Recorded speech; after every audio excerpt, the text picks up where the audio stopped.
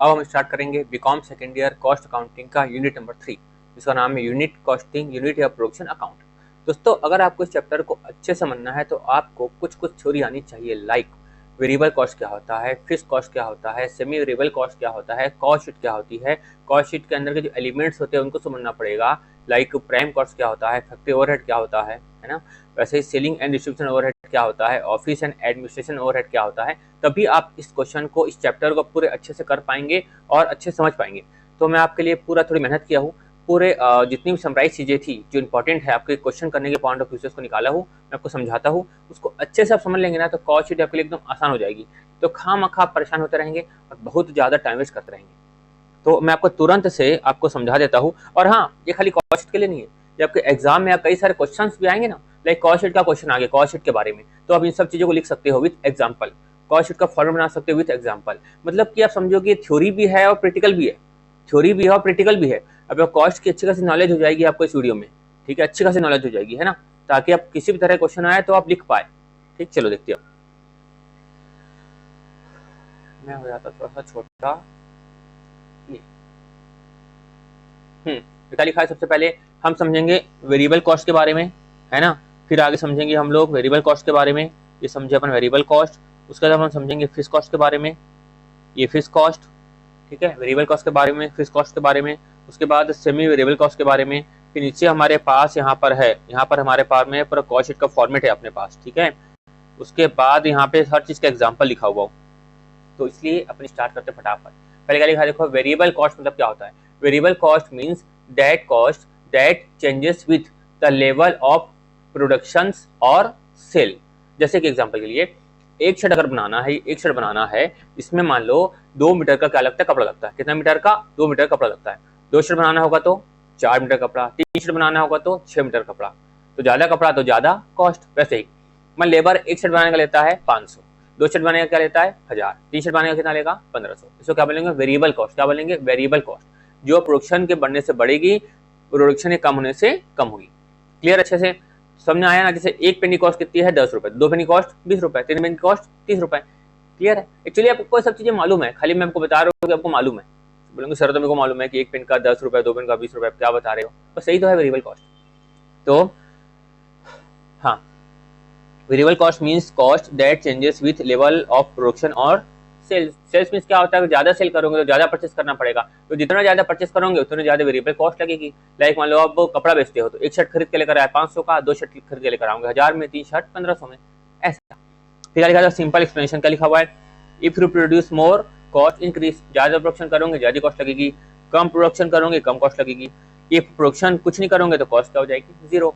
Example लिखा है देखो यहाँ पर, रॉ मटेरियल जो बताया ऐसा कपड़ा, वेजेस ऑफ वर्कर, यानी इफ पेड पर पीस, यानी कि आप एक शर्ट का देते हो 500 तो उसके हिसाब से। फिर क्या लिखा हुआ है, इलेक्ट्रिसिटी फॉर रनिंग मशीन, अगर मशीन चल रही है उसके लिए आप पे करोगे तो भी क्या होगा, वेरिएबल कॉस्ट होगा।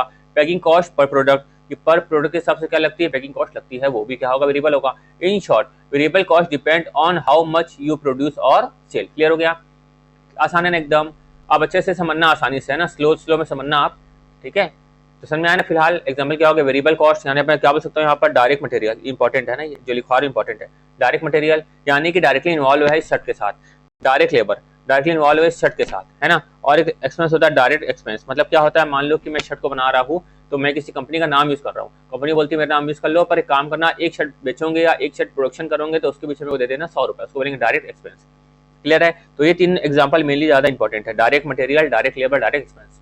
क्लियर है, क्या होती है, वेरिएबल कॉस्ट होती है मेनली। ऐसे तो बाकी तो क्वेश्चन के हिसाब से चेंज अपन करेंगे, जैसा क्वेश्चन रहे वैसा ही, ठीक है। फिर क्या लिखा, fix cost. Fix cost means क्या होता है, fix cost means cost that remains the same no matter how much you produce और सेल, यानी आप कितना प्रोडक्शन कर रहे हो, कितना सेल कर रहे हो, कोई मतलब नहीं है। एग्जाम्पल के लिए मान लो किसी की दुकान है, दुकान वाला जो है 100 शर्ट बेचे या 1000 शर्ट बेचे या 5000 शर्ट बेचे, दुकान ने किराया फिक्स हो चुका ना 10,000, तो दुकान के मालिक को 10,000 किराया ही जाने वाला है। समझ में आ गया अच्छे से। मैं दुकान, अगर मेरी कपड़े की दुकान है, मैं एक शर्ट बेचूँ, 100 शर्ट बेचूँ, 500 शर्ट बेचूँ या कुछ ना बेचूँ, मेरे को किराया तो देना ही है ये, ठीक है। ठीक है, लिखा simple explanation, even if you produce more और less this cost does not change, even if you produce nothing you still have to pay this cost. कुछ नहीं बेचूंगा सर तो भी कॉस्ट तो देना पड़ेगा। एग्जाम्पल के लिखा हुआ है, रेंट ऑफ फैक्ट्री, प्रोडक्शन हो या ना हो देना पड़ेगा। सैलरी और परमानेंट स्टाफ, जो परमानेंट स्टाफ है सैलरी हमको देना ही पड़ेगा, इंश्योरेंस का खर्चा देना ही पड़ेगा, इंटरेस्ट ऑन लोन देना ही पड़ेगा। इन शॉर्ट का लिखा हुआ, in short fix cost stay constant whether you business is running और नॉट, बिजनेस चलेगा या ना चलेगा, फिक्स कॉस्ट क्या रहेगी, कांस्टेंट रहेगी।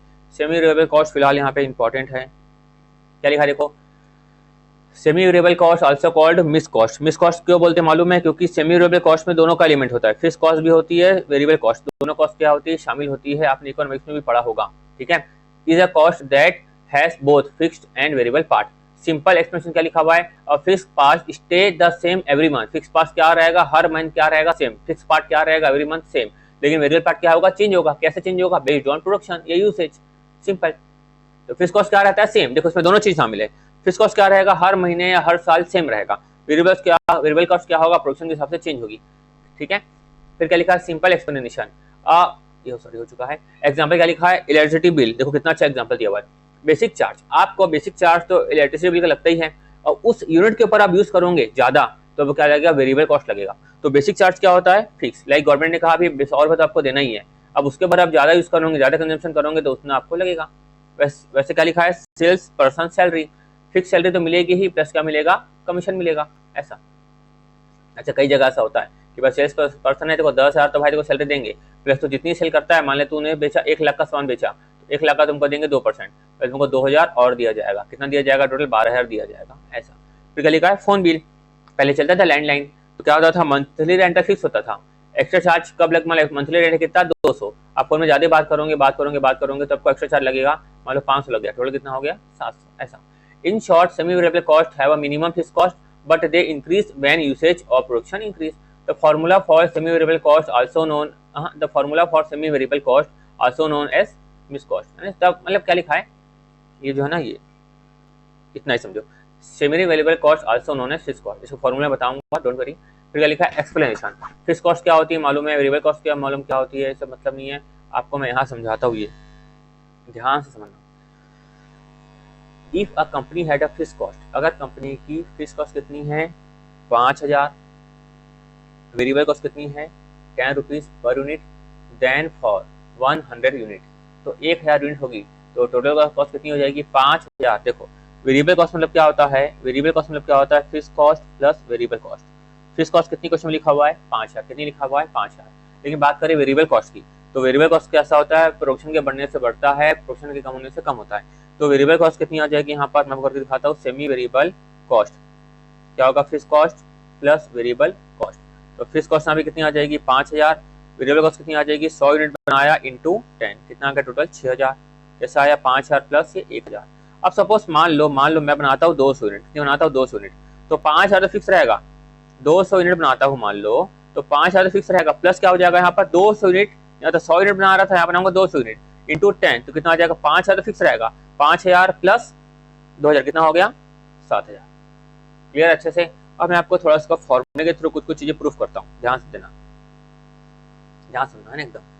जैसे मैं लिखता हूँ यहाँ पर, मान लो कि 2024 है, 2025 है, वेरी इंपॉर्टेंट है ना, ये वेरी इंपॉर्टेंट है, ध्यान से सुनना। मान लो मैं लिखता हूँ नंबर ऑफ यूनिट्स, यहाँ के ऊपर कितनी थी, 100, यहाँ लिख दिया मैं 200। अब मैं लिखता हूँ कॉस्ट, तो यहाँ पे मान लो कॉस्ट के ऊपर कितनी निकली थी, 6,000 और 7,000 निकली थी। अब मैं आपको बोल रहा हूँ, आपको इतने डाटा से क्या निकालना है, कैलकुलेट करना है आपको variable cost and fix cost. तो पहली बात, आपको क्वेश्चन से कैसे मालूम चलेगा कि ये सेमी वेरिएबल कॉस्ट है, कैसे मालूम चलेगा, है ना। मैं कुछ बातें बताता हूँ, ध्यान से सुनना एकदम, एग्जाम्पल के लिए ध्यान देना। जैसे मान लो ये 2024 है, ये 25 है, ठीक है। मैं आपको डेटा देता हूँ, ये लिखा मैं यूनिट, कितना लिखा मैं, वो यूनिट लिख देता हूँ, कितनी थी 100, कितनी थी 200, मैं लिखा कॉस्ट, मैं क्या लिखा कॉस्ट, यहाँ लिखा मैं 1,000, यहाँ पे लिखा मैं 2,000। अब निकालूंगा कॉस्ट पर यूनिट, यहाँ निकालूंगा कॉस्ट पर यूनिट। तो यहाँ पे समझा रहा हूँ मैं ना, यहाँ पर हम क्या समझ रहे हैं कि वेरिएबल कॉस्ट है कि नहीं, हम कैसे जानेंगे वेरिएबल कॉस्ट है कि नहीं, कैसे जानेंगे, ठीक है। मतलब वेरिएबल कॉस्ट है, फिक्स कॉस्ट है, कि सेमी वेरिएबल कॉस्ट है, हम कैसे जानेंगे। पहली बात ध्यान लो, यहाँ पर इंक्रीज हो रही है, मतलब कि ये वेरिएबल कॉस्ट है या सेमी वेरिएबल कॉस्ट है। देखो अगर जो भी कॉस्ट प्रोडक्शन के बढ़ने से कम होती है, प्रोडक्शन के कम होने से कम होती है और प्रोडक्शन के बढ़ने से बढ़ती है तो उसको हम लोग वेरिएबल कॉस्ट बोलेंगे या फिर हम लोग सेमी वेरिएबल कॉस्ट बोलेंगे। फिक्स कॉस्ट वगैरह रहेगी तो आपको क्वेश्चन में बताया रहेगा। क्लियर है अच्छे से?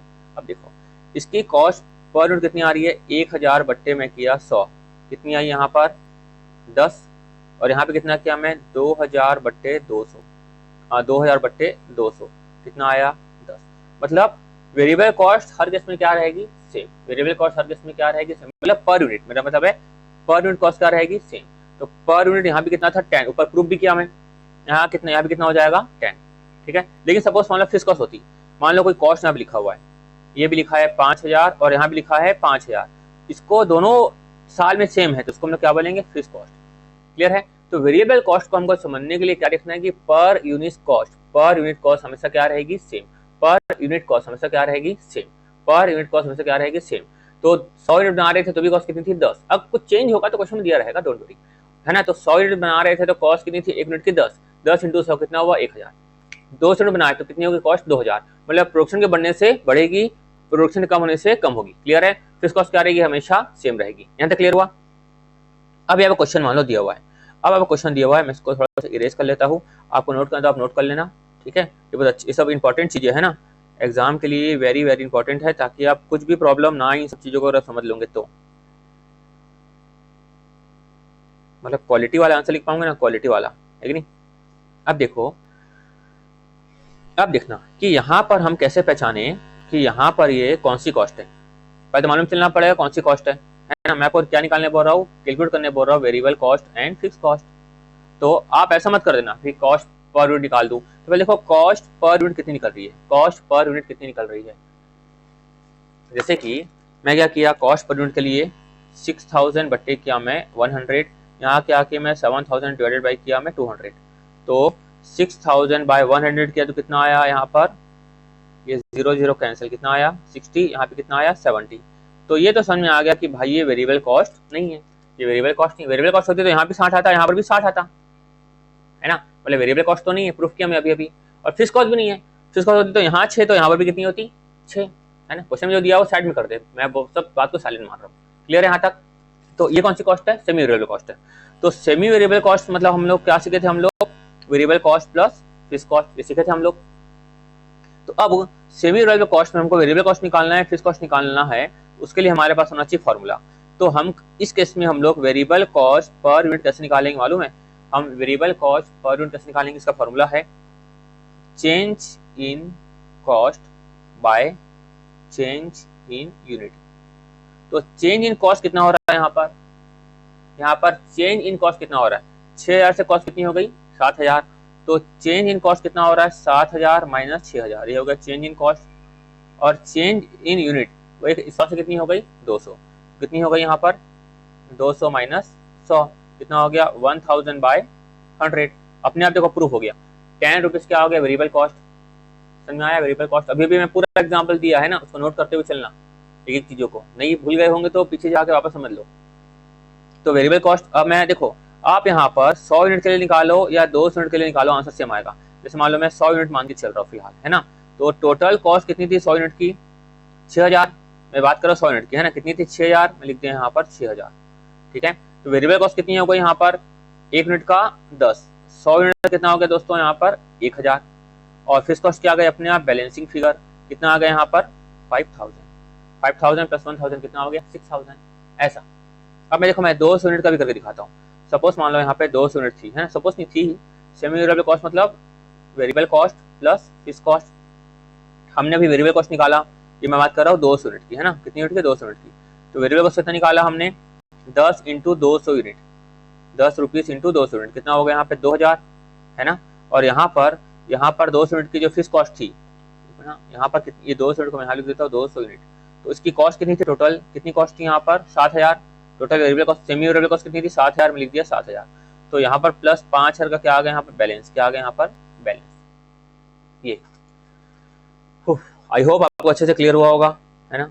समय कम है, नहीं तो मैं 5 बजे की चीज को क्लास में बोलता हूँ तो समझ गए ना अच्छे से। तो फॉर्मूला याद रखना, सेमी वेरिएबल कॉस्ट का फॉर्मूला क्या होता है, अगर क्वेश्चन में पहले पहचानना कि सेमी वेरिएबल कॉस्ट है, वेरिएबल कॉस्ट है, फिक्स कॉस्ट है। अगर पर यूनिट सेम होगी तो क्या होगा वेरिएबल कॉस्ट, अगर आपको टोटल अमाउंट दिया रहेगा फिक्स, यहाँ पे दिया है 5000, यहाँ पे लिखा है 5000, तो क्या होगा फिक्स कॉस्ट। अगर मान लो यहाँ पे पर यूनिट प्राइस चेंज है, यहाँ भी अलग है वहाँ भी अलग है, तो वेरिएबल कॉस्ट तो है ही नहीं और फिक्स कॉस्ट तो है ही नहीं, क्योंकि अलग अलग लिखा हुआ है टोटलिटी के फॉर्म में। तो क्या ये सेमी वेरिएबल कॉस्ट है। तो सेमी वेरिएबल कॉस्ट से हमको क्या अलग करना होगा, वेरिएबल कॉस्ट अलग करना होगा, फिक्स कॉस्ट अलग करना होगा। क्लियर है। तो आगे बढ़ते हैं, आगे बढ़ते हैं, आगे बढ़ते हैं।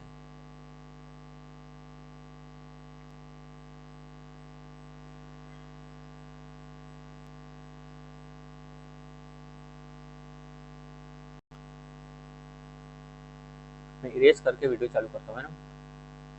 हाँ, तो अब क्या समझ चुके हैं, वेरिएबल कॉस्ट समझ चुके हो। वेरिएबल कॉस्ट क्या होती है, यूनिट के चेंज होने पर वेरिएबल कॉस्ट क्या होती है, चेंज होती है ना। अब पर यूनिट कॉस्ट क्या होती है, सेम। फिक्स कॉस्ट क्या होती है, एक फिक्स कॉस्ट क्या होती है कि हर पीरियड में सेम होती है, इतना हम समझे। यानी अगर प्रॉपर में बात करें तो अप टू 100%, अगर अप टू 100% कैपेसिटी तक फिक्स कॉस्ट क्या होती है, सेम। एग्जाम्पल के लिए बताता हूँ मैं, जैसे कि मान लो मेरी दुकान है, ठीक है, मेरी दुकान का किराया कितना है, मान लो 5 का किराया है। अब मेरे को फिक्स कॉस्ट हमेशा सेम नहीं होगी। मान लो मेरा काम बढ़ गया, मेरे को दुकान बड़ी करना पड़ा या एक और दुकान लेना पड़ा साइड में, दुकान का किराया कितना हो जाएगा, 10,000 एग्जाम्पल के लिए।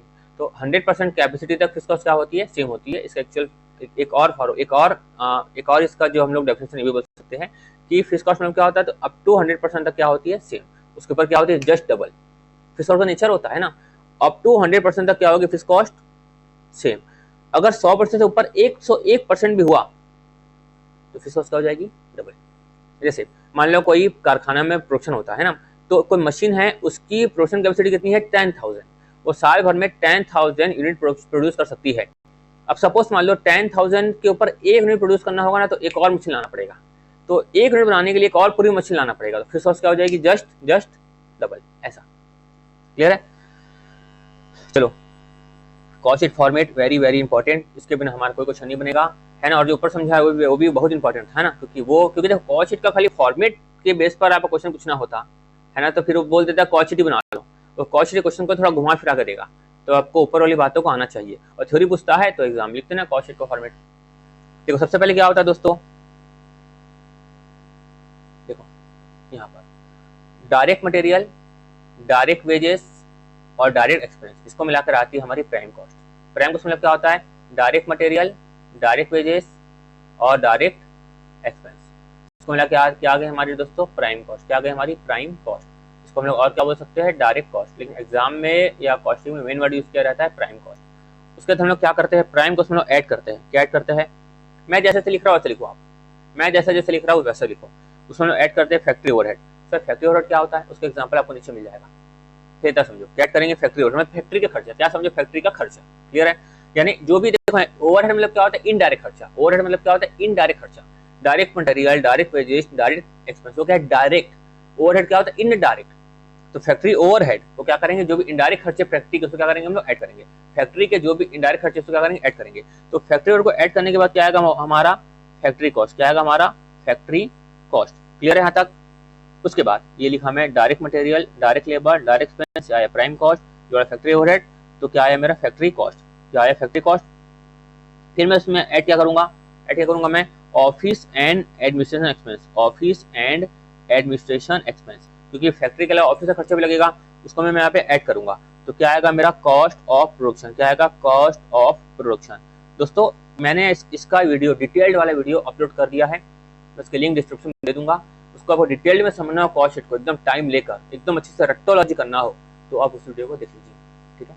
अब यहाँ पर इतना ही समझा सकता हूँ, है ना।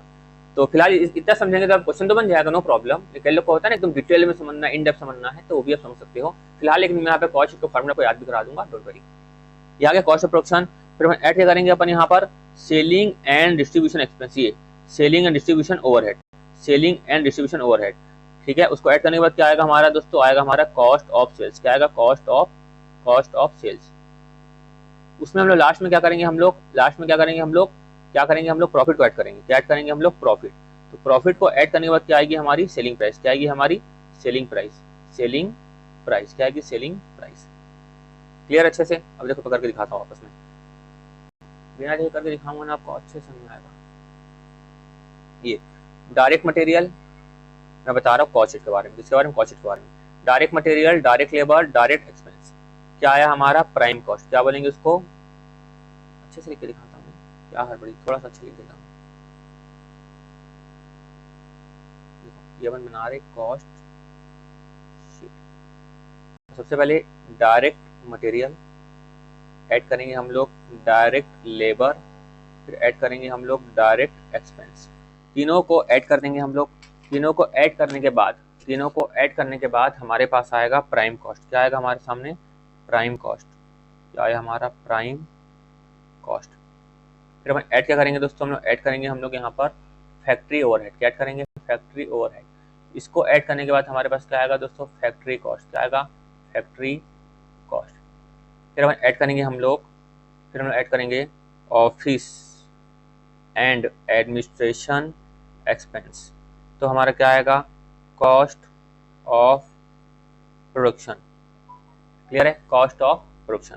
फिर हम ऐड करेंगे अपन सेलिंग एंड डिस्ट्रीब्यूशन एक्सपेंस। तो क्या आएगा हमारा? Cost of sales. फिर ऐड करेंगे हम लोग प्रॉफिट। तो क्या आएगा हमारा? सेल्स। टोटल सेल्स क्या है, और यहाँ पर ये निकल जाएगा टोटल, और एक कॉलम बनता है पर यूनिट के फॉर्म वाला कि हर चीज़ की पर यूनिट कॉस्ट कितनी है। तो ये टोटल में से डिवाइड कर देंगे हम लोग नंबर ऑफ यूनिट, तो निकल जाएगा पर यूनिट। तो क्या करेंगे हम लोग? Direct material plus direct labour plus direct expense. क्या आएगा? Prime cost. प्राइम कॉस्ट में जोड़ेंगे फैक्ट्री ओवरहेड, तो क्या आएगा? Factory cost. फिर जोड़ेंगे ऑफिस एंड एडमिनिस्ट्रेशन एक्सपेंस या ओवरहेड बोल सकते हो, ओवरहेड बोल सकते हो, तो क्या आएगा? Cost of production. फिर ऐड करेंगे सेलिंग एंड डिस्ट्रीब्यूशन एक्सपेंस या क्या बोल सकते हो? ओवरहेड। उसको जोड़ेंगे तो क्या आएगा? Cost of sales. फिर ऐड करेंगे प्रॉफिट, तो क्या आएगा? सेल्स। मैं आपको याद करवा देता हूँ। देखो, डायरेक्ट हम हमेशा कॉस्ट शीट के लिए दो खर्चे ऐड होंगे। कॉस्ट शीट में दो खर्चे ऐड होंगे। एक होता है डायरेक्ट कॉस्ट, या जिसको हम लोग क्या बोलते हैं? Prime cost. क्या बोलते हैं? Prime cost. प्लस ऐड होती है हमेशा क्या होती है? Indirect cost. क्या होती है? Indirect cost. कोई प्रोडक्ट में डायरेक्ट खर्चा प्लस इनडायरेक्ट खर्चा होता है तभी तो हमारी क्या निकलती है? कॉस्ट निकलती है। सिंपल सी बात है ना? तो अब देखो, डायरेक्ट का मतलब तो हमको मालूम है, डायरेक्ट में प्रॉब्लम है नहीं। क्या है डायरेक्ट मतलब? Direct material plus direct labour plus direct expense, तीनों को ऐड करने के बाद क्या आता है हमारा? Prime cost. क्या आता है हमारा? Prime cost. इसमें प्रॉब्लम नहीं है। अब इनडायरेक्ट कॉस्ट में एक चीज याद रखना, बच्चे क्या होता है? डायरेक्ट कॉस्ट मालूम होता है, इनडायरेक्ट कॉस्ट में बच्चे क्या होते हैं? फंस जाते हैं। क्या होते हैं? फंस जाते हैं। फंस जाते हैं मतलब FAS। क्लियर है? अब फंस जाते हैं तो उससे क्या निकालने का काम किसका है? मेरा। देखो निकालता हूँ। एफ फॉर ऐड करेंगे हम लोग। एफ फॉर क्या होता है? Factory overhead. क्या होता है? Factory overhead. प्लस करेंगे तो फैक्ट्री ओवरहेड को ऐड करने के बाद क्या आएगी हमारी? Factory cost. क्या आएगी? Factory cost. सिंपल। फिर ऐड करेंगे हम लोग एडमिनिस्ट्रेशन एक्सपेंस, जो पढ़े थे हम लोग, ऑफिस एंड एडमिनिस्ट्रेशन ओवरहेड या एक्सपेंस, उसको ऐड करेंगे हम लोग, तो क्या आएगा हमारा? Cost of production. फिर फर्स्ट जाते मतलब एस मतलब क्या आएगा? एस मतलब क्या आएगा? सेलिंग एंड डिस्ट्रीब्यूशन ओवरहेड या एक्सपेंस, उसको ऐड करेंगे तो क्या आएगा हमारा? Cost of sales. फिर क्या ऐड करेंगे हम लोग? प्रॉफिट। क्या ऐड करेंगे? प्रॉफिट। तो क्या आएगा हमारा? सेल्स। याद हो गया? तो चलो, अब क्या होता है, हम फैक्ट्री ओवरहेड तो समझे, अब फैक्ट्री ओवरहेड के बारे में कुछ हमको बातें मालूम होनी चाहिए। देखो, फैक्ट्री ओवरहेड मतलब क्या होता है? Factory overhead is electricity cost for running machine in a factory. ये ऐसा दिया हुआ है आपको, एक मिनट इसको रहने देता हूँ, इसको आप नोट करना चाहते हो नोट कर लेना, है ना? एकदम सिंपल एग्जांपल है। देखो, a simple example of factory overhead is regulatory cost for running machine in a factory. Factory में मशीन को चलाना है तो उसका इलेक्ट्रिसिटी कॉस्ट लगेगा, उसको हम बोल सकते हैं फैक्ट्री ओवरहेड, ऊपरी खर्चा, ऊपरी व्यय। ठीक है, इसलिए हम इसका ऊपरी व्यय, ओवरहेड, ऊपरी व्यय, जो प्रोडक्ट में डायरेक्टली इन्वॉल्व नहीं होता। ठीक है, एक्सप्रेशन क्या लिखा हुआ है? डायरेक्टली इन्वॉल्व करने समझ आया ना? इस कपड़े में आपको डायरेक्टली दिख रहा है कि मटेरियल लगा है, लेबर लगा है ना? लेकिन ये नहीं दिख रहा है कितने की बिजली लगी, कितने की इलेक्ट्रिसिटी लगी, वो नहीं दिख रहा है ना आपको। समझ में कैसे आएगा? है ना? वो तो अलॉकेट करना पड़ेगा हमको कुछ प्रोपोर्शन में, तब मालूम चलेगा। ऐसा मतलब डायरेक्टली आइडेंटिफिएबल नहीं होता। एक्सप्रेशन क्या लिखा हुआ है? The machine need electricity to operate. Machine को हम लोग को क्या चाहिए? इलेक्ट्रिसिटी चाहिए। This cost is not directly link to any specific product but is necessary for production. Even if production is low, some electricity cost will still be there. Production नहीं होगा या कम होगा, बिजली बिल तो हमेशा आएगा ही। Other example of factory overhead, ये आपको याद रखने की जरूरत है कि एग्जाम में आएगा तो आपको मालूम होना चाहिए, मतलब क्वेश्चन में आएगा तो मालूम होना चाहिए। फैक्ट्री मतलब क्या होता है? Factory overhead. फैक्ट्री का रेंट फैक्ट्री ओवरहेड में आएगा। Sale depreciation of machine factory overhead में आएगा, क्योंकि फैक्ट्री में तो मशीन होती है। सुपरवाइजर सैलरी, सुपरवाइजर क्या देखता है कैसे काम हो रहा है कैसे नहीं, सुपरवाइजरी करता है। मेंटेनेंस ऑफ फैक्ट्री इक्विपमेंट में आया, फैक्ट्री ओवरहेड में आएगा। इनडायरेक्ट मटेरियल, इनडायरेक्ट मटेरियल मतलब क्या होगा, लुब्रिकेंट्स जो लगता है मशीन में, क्लीनिंग सप्लाईज जो होती है वो इसमें आएगा, इसमें आएगा, फैक्ट्री ओवरहेड में आएगा। These are indirect costs are required to run factory but not directly linked to individual product. A simple example, अब इसमें देखते हैं अपन, a simple example of office and administration overhead is the salary of the accountant is company. तो office का काम या admin का काम कौन करेगा, अकाउंटेंट करेगा। उसका एक्सप्लेनेशन दिया हुआ है, this the accountant salary is not related to production. हमको मालूम है प्रोडक्शन कहाँ पे होता है, फैक्ट्री में, तो अकाउंटेंट की सैलरी उससे रिलेटेड नहीं है, we know, but is necessary to managing the financial record. Financial record को मैनेज करने के लिए आवश्यक है कि नहीं है, है ना। It is a fixed expense, ये क्या है, फिक्स्ड एक्सपेंस है। ये क्या है, फिक्स्ड एक्सपेंस है। फिक्स्ड एक्सपेंस क्यों है यहाँ पर क्योंकि कंपनी का धंधा हो या ना हो, अगर अकाउंटेंट परमानेंट है, अकाउंटेंट परमानेंट है तो उसको उसका पैसा हमको देना पड़ेगा। अकाउंटेंट परमानेंट है तो उसका उसका पैसा हमको देना पड़ेगा कि नहीं देना पड़ेगा।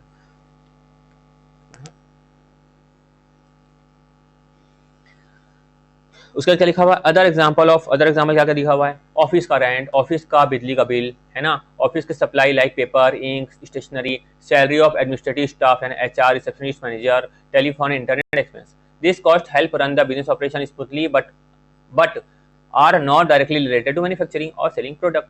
A simple example of selling and distribution overhead का एग्जांपल आपको दिया हुआ है, like advertising help to increase sales, ज्यादा एडवर्टाइजिंग करूंगा सेल ज्यादा होगी, but not directly related to production, production से डायरेक्टली लिंक्ड होता है क्या, नहीं। Whether a company sells 10 unit और 1000 unit, the advertising cost remain same। अब मैं 10 लाख कर दिया एडवर्टाइजिंग में खर्चा, कुछ बिका ही नहीं, तो क्या करूंगा ऐसा। Other example of selling and distribution overhead क्या लिखा है, sales commission to sales person, ये भी क्या है, सेलिंग एंड डिस्ट्रीब्यूशन ओवरहेड का एग्जांपल। पैकिंग एंड शॉपिंग, समझते आना है ना आप, सेल्स कमीशन मतलब selling and distribution, packaging and shopping, shipping cost, shipping करना है तो सेल्स करेंगे तब तो पैकिंग, सेल्स करना है तभी तो पैकिंग कर रहे हैं, सेल्स करना है तभी तो शिपिंग कर रहे हैं। डिलीवरी व्हीकल्स के थ्रू हम लोग सेल्स करेंगे ना, सामान पहुंचाएंगे, डिस्ट्रीब्यूट करेंगे। रेंट ऑफ सेल्स ऑफिस और शोरूम, देखो क्या लिखा है, रेंट ऑफ सेल्स ऑफिस, है ना, देखना सेल्स ऑफिस नहीं लिखा है, खाली लिखा है रेंट ऑफ ऑफिस तो ऊपर आएगा, क्या लिखा है, सेल्स ऑफ ऑफिस, है ना। और शोरूम, हम शोरूम में क्या करते हैं, सेल करते हैं। फिर क्या लिखा है, प्रमोशनल एक्सपेंस दिख रहा है, सेलिंग एंड डिस्ट्रीब्यूशन ओवरहेड का। डिस्काउंट दिए, कई क्वेश्चन लिखा डिस्काउंट दिए, तो कहाँ पे आएगा, सेलिंग डिस्ट्रीब्यूशन में, क्योंकि सेल्स करने के लिए डिस्काउंट दे रहे हैं। सैंपल क्यों दे रहे हैं, सेल्स करने के लिए दे रहे हैं। बैनर को लगा रहे हैं, सेल्स करने के लिए लगा रहे हैं। तो this cost are necessary for selling and delivery the product to customer but they do not affect production. Clear है बच्चों। तो यहाँ पर, यहाँ तक अपना कॉस्ट शीट का थ्योरी खत्म हुई। अब मैं आपको समझाऊंगा प्रैक्टिकल, मैं आता हूँ प्रैक्टिकल क्वेश्चन पे, स्टार्ट करें। अब देखो आप अच्छे समझ चुके होंगे अगर थ्योरी लेक्चर को, तो आपसे क्वेश्चन फटाफट बन जाएंगे, है ना, एकदम फटाफट। देखो, निम्नलिखित सूचनाओं से दो अवधियों की तुलनात्मक प्रति इकाई लागत दर्शाते हुए लागत पत्र बनाइए। क्या बनाना है आपका, कॉस्ट शीट बनाना है, ठीक है। उसके बाद मतलब from the following information prepare cost sheet बनाना है। आपको कंपैरेटिव स्टेटमेंट दिया हुआ है, आपको 31/3/2022 का भी डेटा दिया हुआ है, 30/6/2022 का भी डेटा दिया हुआ है। अब डेटा के बाद नीचे क्या लिखा हुआ है देखते हैं हम लोग। प्रत्येक तिमाही का उत्पादन 12,000 टन एवं 6,000 टन था। यानी कि हम बात करें, हम बोल सकते हैं कि 31/3/22 को इस तिमाही को कितना था, 12,000, यहाँ पे कितना था, 16,000। आपको क्या निकालने बोल रहा है, ध्यान से सुनना, प्रति इकाई मतलब क्या बोल रहा है यहाँ पर, comparative statement for each of the prepare cost sheet, मतलब यहाँ पे जो बनाना है क्या निकालना है हमको, पर यूनिट, क्या निकालना है, पर यूनिट। यानी एक कॉलम बनेगा टोटल का, एक कॉलम बनेगा पर यूनिट का। जैसे कि एग्जांपल के लिए हम यहाँ पर देखेंगे, जैसे कि एग्जांपल लेता हूँ मैं, लिखा है पॉइंट नंबर 3 में क्या लिखा है, रॉ मटेरियल कितना लिखा है, 36,000, ये लिखा है टोटल कॉस्ट। तो पर यूनिट निकालना है तो क्या करेंगे हम लोग, 36/12,000 कर देंगे, ऐसा। वैसे लिखा है देखो वहाँ पर 49,000, तो 49,000 बाई कितने कर देंगे, 16,000, ये लिखा जाएगा पर यूनिट की कॉस्ट, ऐसा। समझ में आ रहा है, ऐसे निकालने आपको बोल रहा है। तो आपको मतलब सब खर्चा हो चुका है, खाली आपको क्या करना है, पर यूनिट के बेस में क्या करना है, बाइफरकेट करना है। सब खर्चा पहले से हो चुका है ना, खाली क्या बोल रहा है, प्रति तिमाही का उत्पादन कितना है, 12,000 टन, 16,000 टन था। खाली आपको कॉस्ट शीट बनाना है, कुछ नहीं करना है। देखो सोचना कैसे, मैं बताता हूँ, क्वेश्चन को कैसे प्रोसीड करना है। कॉस्ट शीट आपको दिमाग में है, पहली बात ये, कॉस्ट शीट दिमाग में होनी चाहिए। अब देखो प्रोडक्शन वेजेस क्या लिखा है, प्रोडक्टिव वेजेस मतलब क्या होगा, शर्ट के प्रोडक्शन करने में जो लगा है वो, इसको क्या बोलेंगे हम लोग, ये कहाँ पे आएगा, पीसी मतलब prime cost. Administration of expense माल, अब सीखे थे अपन, याद है, फंस गया, FAS, ये क्या था, इनडायरेक्ट, FAS क्या था, इनडायरेक्ट। ये क्या लिखा है यहाँ पर, ऑफिस एंड एडमिनिस्ट्रेशन एक्सपेंस। ये क्या है, office and administration expense. Administration expense कहाँ आएगा, ऑफिस एंड एडमिन ओवरहेड में आएगा। ये भी कहाँ पे आएगा, प्राइम कॉस्ट, मतलब क्या है, रॉ मटेरियल। कारखाने का क्या लिखा, कारखाने का यानी taxes and insurance of factory, ये भी कहाँ पे आएगा, फैक्ट्री ओवरहेड में। कहाँ पे आएगा, फैक्ट्री ओवरहेड में। लाइट एंड वाटर, ये भी कहाँ आएगा, फैक्ट्री ओवरहेड में। डायरेक्ट एक्सपेंस ये भी किसमें आएगा, प्राइम कॉस्ट, किसमें आएगा, प्राइम कॉस्ट में। डेप्रिसिएशन कहाँ पे आएगा, फैक्ट्री ओवरहेड में। मशीन में लगता है डेप्रिसिएशन, है ना। या मान लो आपको लगता है कि सर कंप्यूटर में तो नहीं लग गया होगा डेप्रिसिएशन, कंप्यूटर की बात तो नहीं कर रहा है ना, तो लिख के आ जाना, लिख के आ जाना। वैसे ऊपर अलग से लिखा, देखो administration expense, office and administration expense अलग से लिखा हुआ है, तो इसलिए लिखने की जरूरत नहीं है, क्योंकि अगर उसको बाइफरकेट करना होता तो बाइफरकेट करके दिया रहता, है ना, समझ में आ रहा है अच्छे से। उसके बाद फैक्ट्री रेंट, ये भी कहाँ पे आएगा, फैक्ट्री ओवरहेड में। अनप्रोडक्टिव लेबर, ये भी कहाँ पे आएगा, फैक्ट्री ओवरहेड। प्रोडक्टिव है तो कहाँ पे आएगा, डायरेक्ट, डायरेक्ट इसमें इन्वॉल्व हुआ है। अनप्रोडक्टिव फैक्ट्री ओवरहेड में। फैक्ट्री रिपेयर कहाँ पे आएगा, फैक्ट्री ओवरहेड में। सीख गए, कुछ नहीं करना है अपन को, खाली ऐड करना है अपन को। देखो ऊपर जो बाइफरकेट किया ना, उसको यहाँ पर जो सीखे थे अभी अभी अपन सीख के आए, वही करना है। ये direct material, direct labour, direct expense, तीनों को लिख दिए, तीनों का सामने वाला अमाउंट लिख दिया अपन। और 16,000 है तो क्या करेंगे, इसको इन तीनों को 16,000 से डिवाइड कर देंगे। ये आया हमारा प्राइम कॉस्ट। प्राइम कॉस्ट में लोग क्या करेंगे, फैक्ट्री ओवरहेड, फैक्ट्री ओवरहेड बोलो या वर्क एक्सपेंस बोलो, एक ही मतलब है। तो फैक्ट्री ओवरहेड को क्या करेंगे, ऐड करेंगे, जो जो ऊपर देखे थे हम लोग। अनप्रोडक्टिव लेबर, फैक्ट्री रेंट, आगे भी छोड़ सकता है ना अपन, जैसे कि वैसा करना, नो प्रॉब्लम, ठीक है। Taxes and insurance, light and water, depreciation, repair of factory. तो यहाँ तक क्या आ गया दोस्तों हमारा, ये आ गया फैक्ट्री कॉस्ट। ये आपको क्वेश्चन में दिया हुआ डायरेक्टली, इसको क्या कर दिए, ऐड, क्या आ गया अपना कॉस्ट ऑफ प्रोडक्शन। और इसके लिए क्या किया, पर यूनिट निकालने के लिए क्या किया अपन, नंबर ऑफ टन से जो क्वेश्चन में दिया हुआ था उसे डिवाइड कर दिया, सिंपल। अब और कौन सा क्वेश्चन करवाऊँ, एक मिनट रुक जाओ। हाँ, फैक्ट्री के 3 वर्षों का उत्पादन तत्व दिया हुआ है 20, 21, 22 का, मटेरियल, लेबर। हाँ अच्छा, ये तो वो है। अरे प्यारे बच्चों, ये बन किए ना अभी अभी, variable cost, fix cost, semi variable cost, ये वो वाला क्वेश्चन है ना। देखो इसको कैसे प्रिपेयर करना है, ध्यान से देखना अपन, है ना, ध्यान समझना, थोड़ा अवेयर होकर बैठ जाना, थोड़ा रिलैक्स होना तो रिलैक्स हो जाओ, क्योंकि यहाँ पर अपन को बहुत कुछ समझना पड़ेगा, ठीक है। एक मिनट में पानी पी लेता हूँ। देखो क्या लिखा हुआ है, एक फैक्ट्री के 3 वर्षों के उत्पादन लागत के तत्व निम्नलिखित है। Following are the element of cost of production of factory for 3 years। क्या लिखा है, material, labour, works overhead, admin overhead, selling overhead, output. Output जो तीनों साल को लिखा हुआ है, 20 का कितना आउटपुट था, 21 का और 22 का लिखा हुआ है। अब उस आउटपुट के आधार पर खर्चा लगा था मटेरियल का, लेबर का, वर्क ओवरहेड का, एडमिन का, सेलिंग का, ऐसा। अब क्या लिखा है, उपयुक्त समूहों के आधार पर, उपयुक्त डेटा के आधार पर 10,000 टन हेतु अनुमान तैयार कीजिए जिसका 2003 में उत्पादन होगा, ठीक है, 2023 में उत्पादन होगा। तो हमारे सामने कितना डेटा था, 6,000, 4,000, 8,000। अब हमको बनाने कितने, 10,000 के लिए, किस कॉस्ट बनाने 10,000 के लिए। तो पहली बात, एक मिनट,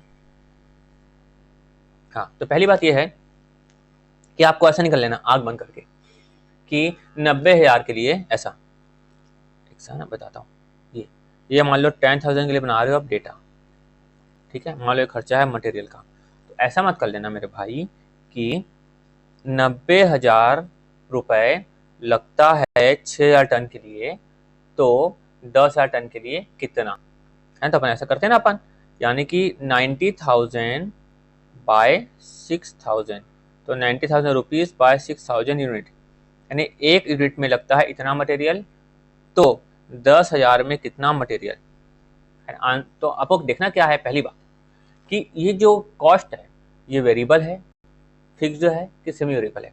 अगर वेरिएबल कॉस्ट होगी तो ऐसा करोगे तो परफेक्ट होगा, नो प्रॉब्लम, एकदम सही होगा।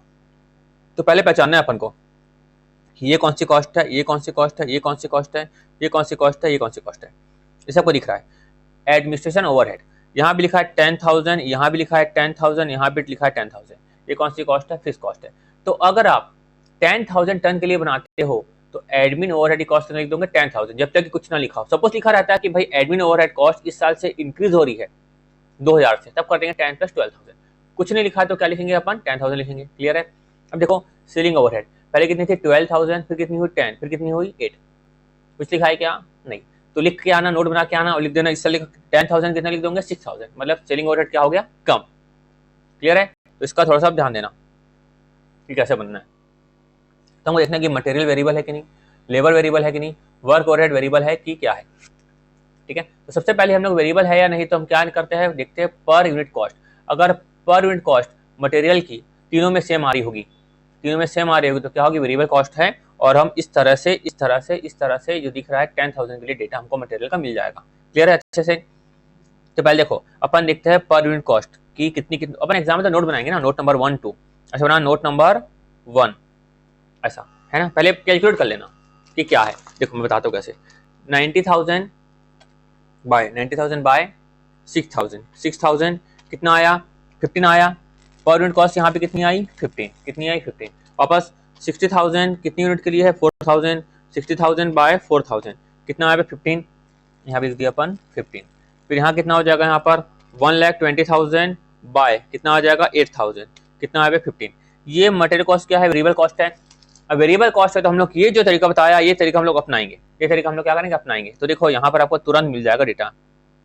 ये लिखा मटेरियल 15 रुपीज पर टन, लिखा कि नहीं? आप ऐसे भी कर सकते हो। और 8 टन कितना था यहाँ पर? टोटल कितना? 10,000 था। तो 10,000 इंटू 15 कितना आ गया? इतना आ गया। या एक और जो तरीका है वो कर सकते हो आप, है ना। वो तरीका अपन क्या कि कोई भी साल का डेटा उठा लो। ये उठा लिया मैंने 90,000 है 6,000 के लिए, तो 15 अपने आप आ जाएगा। तो 10,000 कितना? ये 9,000 है, 90,000 है 6,000 के लिए। 6,000 के लिए क्या हो रहा है? 90,000 है 6,000 के लिए, तो 10,000 के लिए कितना? तो भी निकल जाएगा। क्लियर अच्छे से? अब आते हैं अपन लेबर में।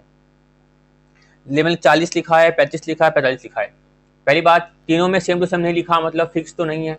और वेरिएबल है कि नहीं उसके लिए हम लोग क्या करेंगे? नंबर ऑफ आउटपुट से क्या कर डिवाइड करेंगे। ठीक है, तो जैसे 40,000 बाई कितना किया मैं? 6,000 कितना आया मेरा? 6.67। यहाँ पर मैं लेबर का बता रहा हूँ 6 पॉइंट कितना आया? 67। फिर इसका करूंगा मैं सेकंड का 35,000 बाय कितना आया? 4,000। ये कितना आया? 8.75। इससे मालूम चल रहा है कि भाई ये जो है, ये जो कॉस्ट है ये वेरिएबल नहीं है, फिक्स भी नहीं है। तो कौन सी कॉस्ट है? सेमी वेरिएबल कॉस्ट है। कौन सी कॉस्ट है? सेमी वेरिएबल कॉस्ट है। अब सेमी वेरिएबल कॉस्ट है तो हम वेरिएबल कॉस्ट पर यूनिट अलग निकालेंगे ताकि हमको पर यूनिट खर्चा मिले। तो पर यूनिट से हम लोग 10,000 को मल्टीप्लाई करेंगे तो हम लोग को लेबर का वेरिएबल कॉस्ट मालूम चल जाएगा, पहली बात। और फिक्स कॉस्ट तो क्या होगी? सेम। तो फिक्स कॉस्ट जो यहाँ पर लगी होगी लेबर की, वो यहाँ पर लगेगी, वो यहाँ पर लगेगी, जब तक क्वेश्चन कुछ ना दिया हो। क्लियर अच्छे से? तो देखो पॉइंट नंबर 1 क्या लिखा है? सामग्री। गत 3 वर्षों के आंकड़ों द्वारा स्पष्ट है कि सामग्री की लागत 15 रुपीज पर टन है। अभी आपको बताया लॉजिक के साथ। तो 10,000 टन की लागत कितनी होगी? 1.5 लाख होगी। आपने क्या देखा कि श्रम लागत क्या है? सेमी वेरिएबल है। कैसे मालूम चला? तीनों साल का अगर सेम होता है फिक्स कॉस्ट, ठीक है, तो तीनों साल का सेम है क्या? नहीं। तो हमको डिवाइड करना है कॉस्ट को, टोटल कॉस्ट को टोटल नंबर ऑफ यूनिट से। तो पर यूनिट सम आ रही होगी तो क्या होता? वेरिएबल। सेम आ रही थी क्या? नहीं। तो क्या है? Semi variable. तो सेमी वेरिएबल कॉस्ट से हमको क्या निकालना है? वेरिएबल कॉस्ट पर यूनिट निकालना है हम लोग को। सेमी वेरिएबल कॉस्ट से हमको वेरिएबल कॉस्ट पर यूनिट निकालना है। तो हम लोग क्या करेंगे? Change in cost by change in unit. Clear है? तो चेंज इन कॉस्ट कोई भी साल की अब ले लो तो चल जाएगा। कितना आया? 40 माइनस 5, 40 माइनस 35 कितना आया? 5 और यहाँ पे कितना आया? 2, है ना। डायरेक्ट कर ले रहा हूँ मैं। 5 माइनस 2,000 कितना आया यहाँ पर? 2.5 आया क्या? 2.5 ये। तो 2.5 प्रति इकाई क्या हो गई यहाँ पर? प्रति इकाई क्या हो गई हमारी? क्या हो गई? Variable cost. और फिक्स कॉस्ट निकालना तो क्या करेंगे हम लोग? किसी भी साल का यूज करके निकाल, अभी बताया ना मैं, किसी भी साल का यूज करके निकाल सकते हो। जैसे देखो उसने इसका यूज किया, इस साल का यूज किया, इस साल का यूज किया, इस साल का यूज किया, तीनों साल का फिक्स कॉस्ट क्या आया? सेम। फिक्स कॉस्ट क्या आया? सेम। अब देखो नीचे यहाँ पे लेबर करके दिखाया, ये लेबर करके दिखाया नोट नंबर 2 के हिसाब से। तो देखो क्या करेंगे अपन? फिक्स कॉस्ट तो सेम है 25,000, उसको मैं लिख दिया वैसे का वैसा ही, प्लस वेरिएबल कॉस्ट कितनी थी यहाँ पर? 10,000 इंटू 1 यूनिट कितना निकाले थे? 2.5। तो फिक्स कॉस्ट तो सेम टू सेम रहेगी, सेम टू सेम रहेगी हर साल। हर साल में क्या आती है? सेम। देखो इस साल भी क्या रहेगी? सेम। तो 25,000 प्लस क्या करेंगे? 10,000 इंटू 2.5 कितना है? 25। और ये भी कितना आ जाएगा? 25। 25 प्लस 25 कितना आ गया? 50। तो ये आ गया मटेरियल, ये आ गया मटेरियल, ये आ गया लेबर, ये क्या आ गया? Prime cost. ऐसा। अब देखो तीसरा कारखाना उपरिव्यय।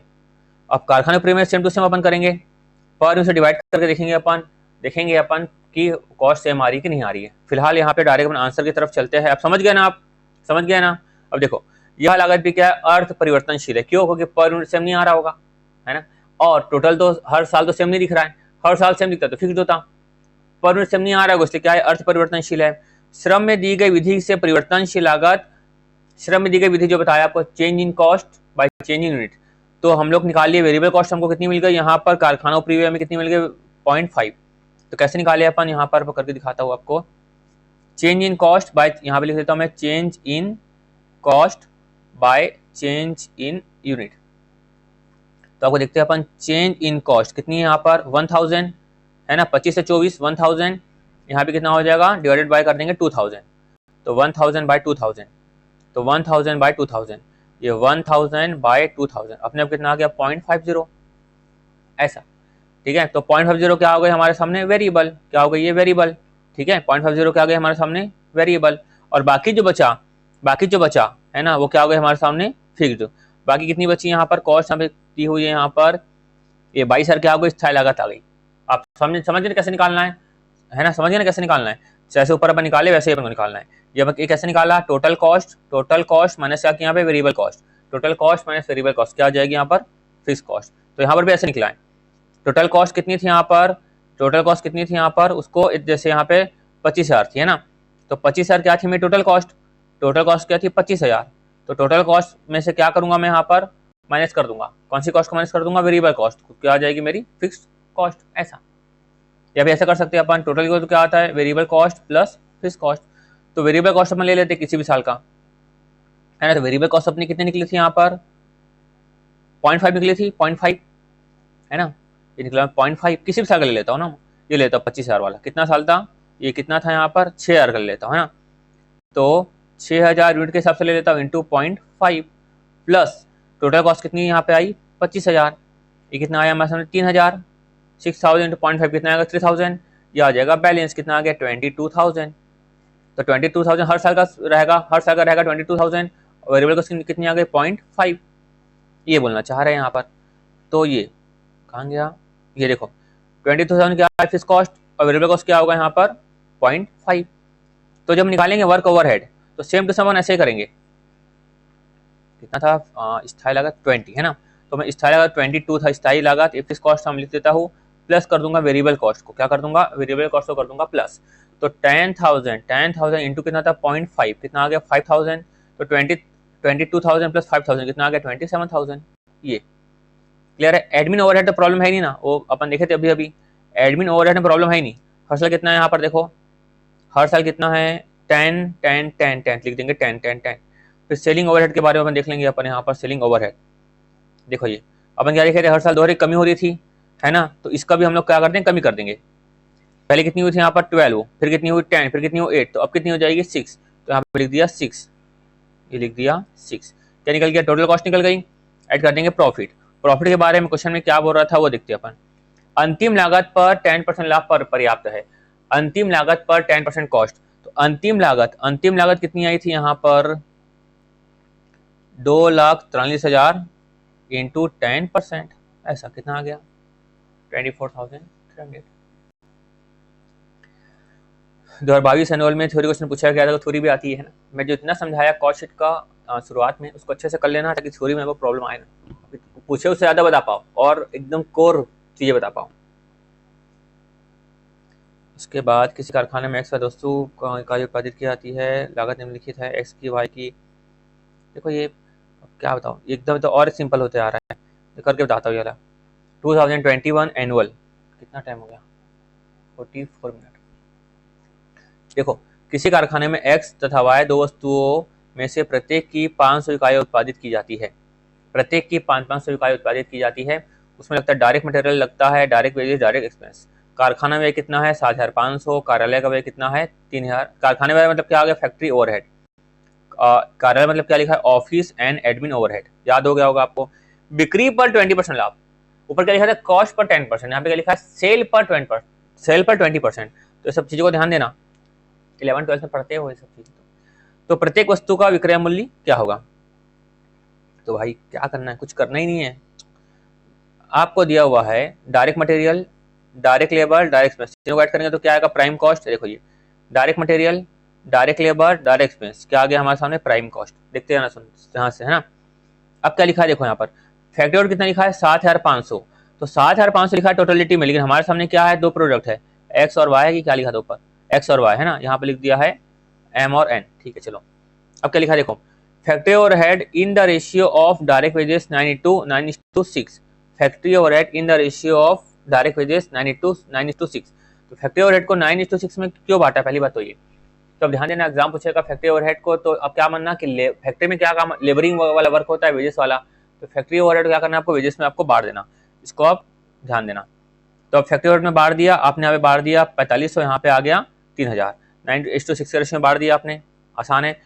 फिर यहाँ लिखा हुआ है कार्यालय भाई कितना है 3090, कार्यालय भाई कितना है 3090, तो 3090 किसमें बांटना है आप लोग को, कार्यालय वर्क को इसमें, in the ratio of work cost, किसमें बांटना है, in the ratio of work cost. Work cost कितनी आई थी ये, और ये आई थी 29,500 और आई थी 22,000, 29,500 और 22,000 में बांट देना। फिर ये आएगी हमारी टोटल कॉस्ट, क्या आ जाएगी हमारी टोटल कॉस्ट है ना। तो ये सब दोनों चीजों को एकदम ध्यान रखना, एग्जाम से पहले क्वेश्चन में नोट बनाने अलग से कि फैक्ट्री ओवरहेड दिखेगा तो किसमें बांटूंगा मैं, डायरेक्ट वेजेस में बांटूंगा, और ऑफिस ओवरहेड दिखेगा तो किसमें बांटूंगा मैं, वर्क ओवरहेड में बांटूंगा। ठीक है, उसके बाद क्या लिखा है प्रॉफिट, वेट, हाँ तो अपना यहाँ पे टोटल कॉस्ट तक हो चुका था। ठीक है, और क्वेश्चन में यहाँ पे जो लिखा हुआ था बस इसका अपन को ध्यान रखना है, ये जो लिखा हुआ है ना, ये या वैसे 11-12 से पढ़े भी होंगे, यदि बिक्री पर 20% का लाभ होता है। ठीक है, तो आपको यहाँ पे बिक्री तो मालूम नहीं है, आपको क्या मालूम है, टोटल कॉस्ट, क्या मालूम है, टोटल कॉस्ट। ठीक है, तो इसका एक तरीका है कि याद कर लो, जैसे लिखा है 20% on sale that is 25% on total cost.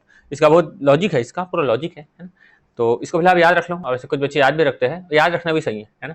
तो पहला तरीका ये हो गया कि 20% on sale means 25% on cost, है ना, मैक्सिमम क्वेश्चन में ही आता है, इसी तरह के क्वेश्चन आते हैं। ठीक है, दूसरा तरीका बता रहा हूँ, अगर ये भूल गए बाद में एग्जाम में, तो क्या लिखा है, सेल का 20%, सेल का 20%, तो अब क्या करना है, जो अभी लिखा हुआ है 31,270। ठीक है, तो ये मान लेना सेल का, सेल नहीं मालूम क्या मान लेंगे, सेल को अपन 100, क्या मान लेंगे 100, तो सेल कितनी हो गई मान लो 100, तो सेल का 20% मतलब कितना हो गया 20, तो अपन मतलब कॉस्ट कितने के बराबर हो गई, 80 के बराबर हो गई, कॉस्ट कितने के बराबर हो गई, 80 के बराबर हो गई।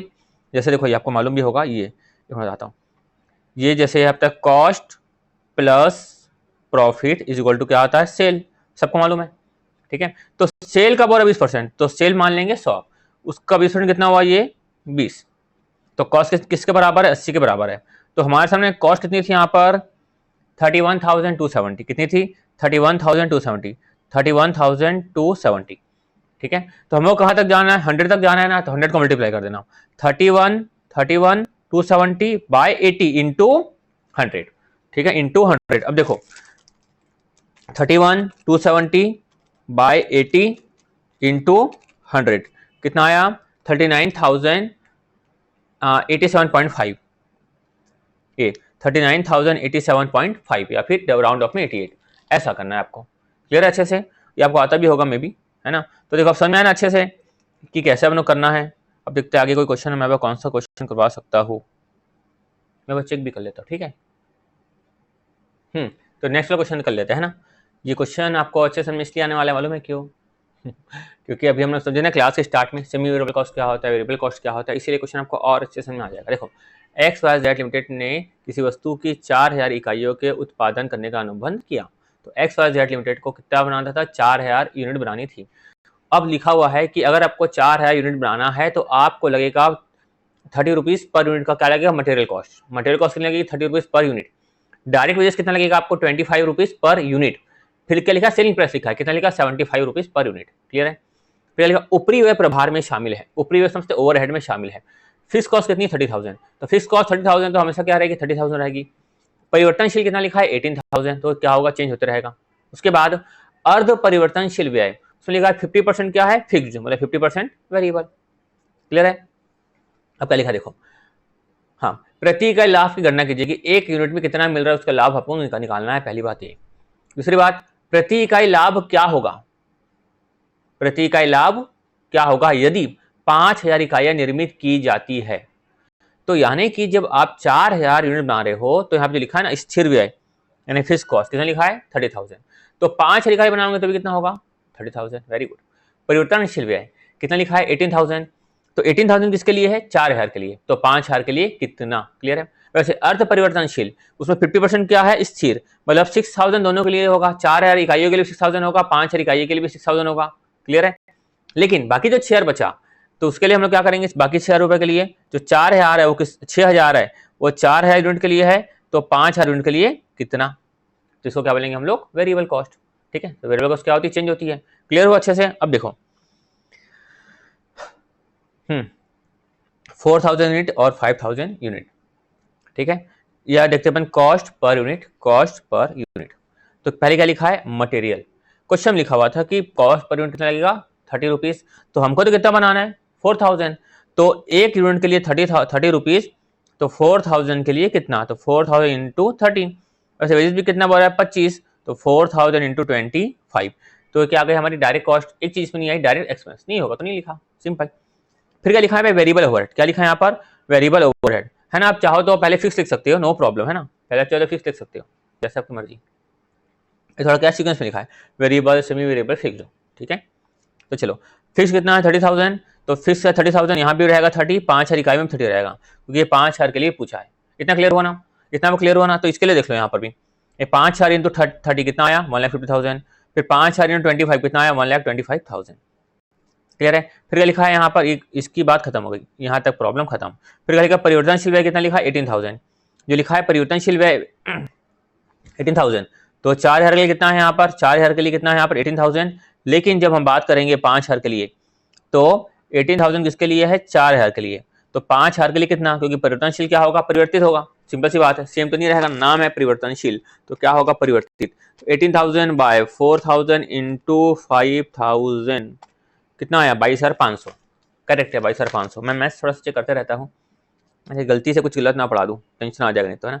फिर क्या लिखा है semi variable overhead semi variable fixed, तो फिक्स देखो अभी बताया 12 में से बोल रहा है कि 50% क्या है फिक्स्ड, तो यहाँ भी रहेगा फिक्स्ड यहाँ भी रहेगा फिक्स्ड, और 50% बोल रहा है वेरिएबल तो यहाँ पे आ जाएगा 6000, और यहाँ पे हम लोग निकाल लेंगे, ये हम लोग निकाल लेंगे कि जो भाई 6000 था 4000 यूनिट के लिए था, तो 5000 के लिए कितना, तो 6,000 बाय 4,000 इंटू 5,000 कितना आया 7,500, करेक्ट है, ठीक है नो प्रॉब्लम।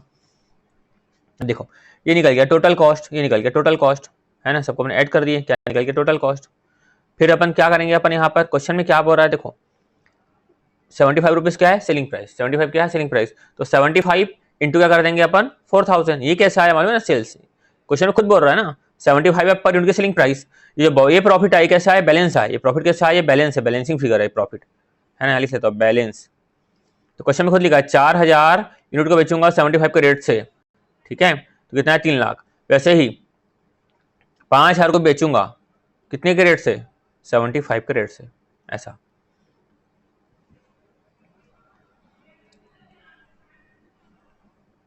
ठीक है, अब समझ में आ चुका होगा, कुछ खास है बताना लायक, ठीक कुछ है भी नहीं खास, सिंपल है। फिर क्या लिखा है कंपनी 2 प्रकार के पेन हीरो और राजा बनाती है। अच्छा 31 मार्च 2023 को समाप्त होने वाले वर्ष के लिए लागत का विवरण निम्न था, ठीक है, लागत का विवरण निम्न था। इसको आपको मैं एक मिनट पेज ऐड करके समझाना पड़ेगा, पेज ऐड करके समझाना पड़ेगा इन बच्चों, हाँ मैं पेज ऐड करके समझाता हूँ आपको। देखो मैं पहले क्वेश्चन पढ़ के समझा देता हूँ, फिर आपको ये ब्लैंक पेज है इसमें सबको समझा दूंगा, ठीक है। अरे यार मिटा लेते, एक मिनट रुक जाओ बच्चों, हाँ देखो क्वेश्चन करते हैं। एक कंपनी 2 प्रकार के पेन हीरो और राजा बनाती है, एक कंपनी 2 प्रकार के पेन बनाती है हीरो और एक का नाम है राजा, कितना अच्छा नाम है। 31 मार्च 2023 को समाप्त होने वाले वर्ष के लिए लागत का विवरण निम्न था। आपको लागत का विवरण क्या दिया हुआ था देखते हैं अभी हम लोग लागत का विवरण, एक मिनट, हाँ बच्चों आया। तो क्या लिखा है डायरेक्ट मटेरियल कितना है 1,30,000, डायरेक्ट मटेरियल डायरेक्ट लेबर उत्पादन उपरिव्यय, उत्पादन उपरिव्यय मतलब हाँ प्रोडक्शन ओवरहेड, प्रोडक्शन ओवरहेड। उसका क्या लिखा है अतिरिक्त सूचनाएं उपलब्ध है। राजा पेन में प्रत्यक्ष सामग्री हीरो पेन के 40% के बराबर थी, मतलब यहाँ पर 2 पेन है ना, एक है राजा पेन और एक है हीरो पेन, ठीक है। तो लिखा है राजा पेन में प्रत्यक्ष सामग्री हीरो पेन के 40% के बराबर थी। मतलब कि आपको यहाँ पर दिया हुआ हीरो पेन कितना हुआ है, यहाँ पे आपको ना एक काम करूंगा, इसको भी पढ़ लेते, फिर आपको मैं क्वेश्चन करके एक दो एग्जांपल देता हूँ, फिर आपको चीजें अच्छे समझ में आएगी, ठीक है। क्योंकि देखो आप ऐसा मान लेना, यहाँ पे लिखा राजा पेन में प्रत्येक सामग्री, तो हीरो पेन कितनी हो गई, यहाँ पर हीरो पेन कितनी हो गई 1, तो राजा पेन में कितनी सामग्री होगी 1 का 40%, कितना हुआ यहाँ पर 0.40, ऐसा, ठीक है। आपको एक क्वेश्चन करा था एक दो छोटे मोटे, तब आपको अच्छे समझ में आएगा। आगे बढ़ते हैं, खाली पढ़ लो फिलहाल तो, है ना। हीरो पेन में प्रत्यक्ष श्रम लागत हीरो पेन में प्रत्यक्ष श्रम लागत मतलब डायरेक्ट लेबर, तो हीरो पेन में डायरेक्ट लेबर कितना लगेगा, राजा पेन के दुगुने के बराबर है। जो हीरो पेन में प्रत्यक्ष श्रम लागत राजा पेन मतलब राजा पेन कितना हुआ, राजा कितना हुआ मान लो 1, तो हीरो कितना हुआ यहाँ पर, राजा हुआ 1 तो हीरो कितना हुआ यहाँ पर 2, ऐसा यह बन गया क्वेश्चन के हिसाब से। प्रत्येक पेन में उत्पाद ऊपरी व्यय 5:3 के रेशियो में था, ठीक है। उसके मतलब हीरो और राजा। प्रशासनिक ऊपरी व्यय प्रत्येक प्रकार के पेन के लिए प्रत्यक्ष श्रम लागत का 100% था। जो भी हमारी डायरेक्ट लेबर आएगी ना, उसका 100% क्या आएगा, प्रशासनिक ऊपरी व्यय मतलब एडमिनिस्ट्रेशन ओवरहेड। विक्रय एवं वितरण ऊपरी व्यय 1 रुपये प्रति पेन था, ठीक है। वर्ष के दौरान पेनों का उत्पादन व विक्रय निम्न था। उत्पादन हीरो पेन का कितना था 20,000, राजा पेन का कितना था 15,000। अब उत्पादन था 20 तो विक्रय कितना था 18, उत्पादन था 15 तो विक्रय कितना था 14। तो जो सेलिंग एंड डिस्ट्रीब्यूशन का 1 रुपये लगा ना, 1 रुपये लगेगा 18,000 पे और 14,000 पे, ठीक है। लिखा दर प्रति पेन 22 और 14। प्रत्येक पेन का लागत का ब्यौरा व लाभ प्रति पेन दर्शाते हुए लागत विवरण बनाइए।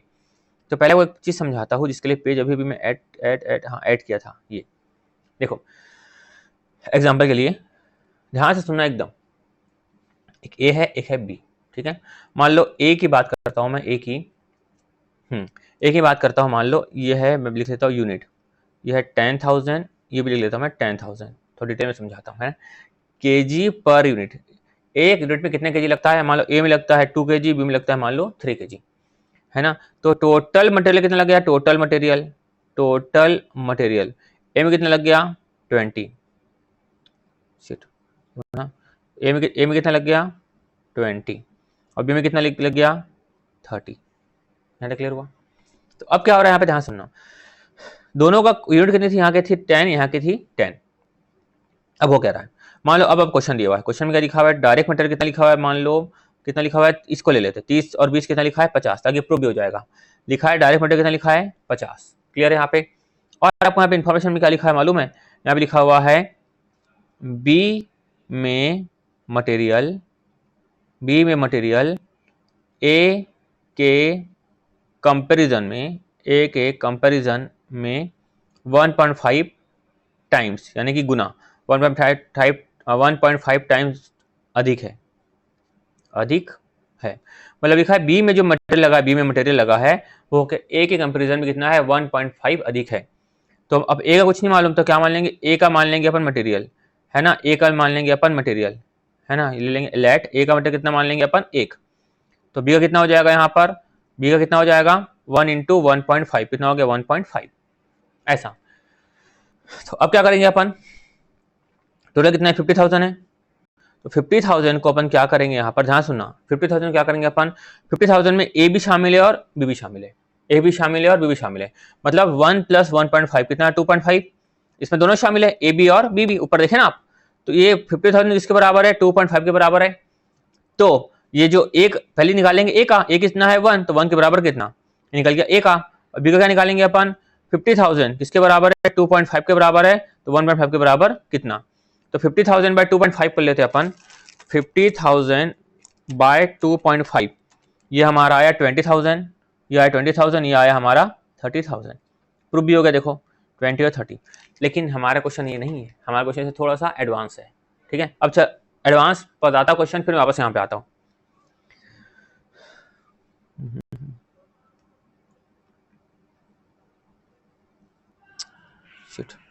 एक मिनट बच्चों,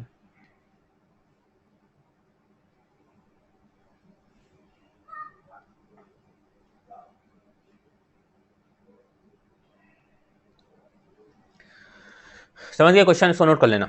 सपोज मान लो ए है और बी है, और से देते ए का मान लो कोई ले लेते हैं अपन यूनिट, कितने ले लिए अपन, ए की 10,000, बी के लिए ली कितनी है 20,000, ठीक। और लेते के जी, ए को नाम लगता है 2 kg, बी को नाम लगता है 3 kg, तो टोटल कितना लगा यहाँ पे 20,000, यहाँ पर लगा 60,000। क्लियर है।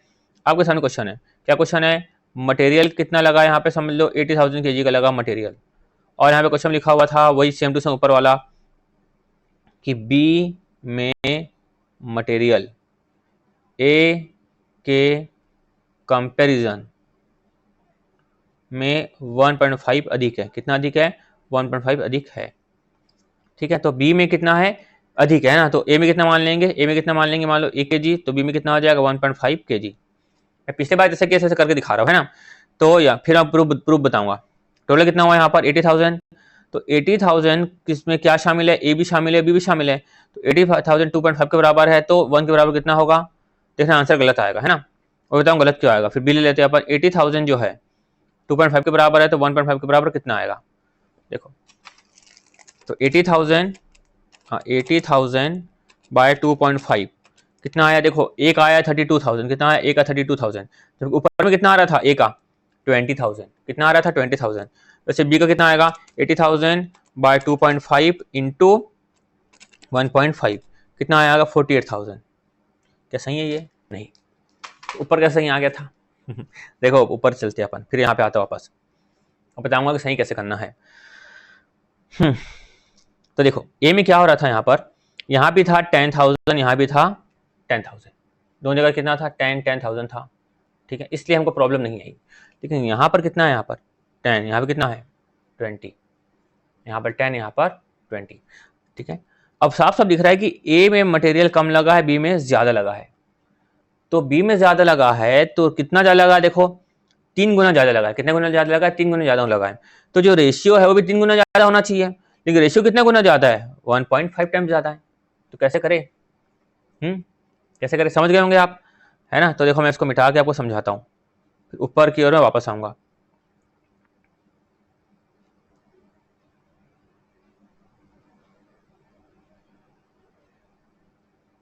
अच्छा, और आपको जो ऐसा क्वेश्चन है, ऐसा क्वेश्चन जो था आपको यहाँ पे जो था, आपको जो अपन पिछले अभी क्वेश्चन जो अपन कर रहे थे उसमें लिखा था प्रोडक्शन, कितना लिखा हुआ था यहाँ पर, मान लो ए है और बी है। अब क्वेश्चन में दिया रहेगा 10,000 20,000, 10,000 और कितना दिया रहेगा 20,000। तो अब क्या करना है आपको यहाँ पर, आपको यहाँ पे क्या करना है, मान लेना कि कितना केजी लगा, मान लो इसका लगा 1, इसका लगा 1.5, तो टोटल कितना निकलेगा 10 इंटू 1 कितना आ गया 10,000, 20 इंटू 1.2 20 इंटू 1.5 कितना आ जाएगा 30,000। तो रेशियो क्या निकला इसका यहाँ पर 1:3। और रियल में भी अपन जब क्वेश्चन देखेंगे, देखो ये 20,000 इस टू 60,000, तो यहाँ भी कितना निकला यहाँ पर 1:3। समझे कि नहीं।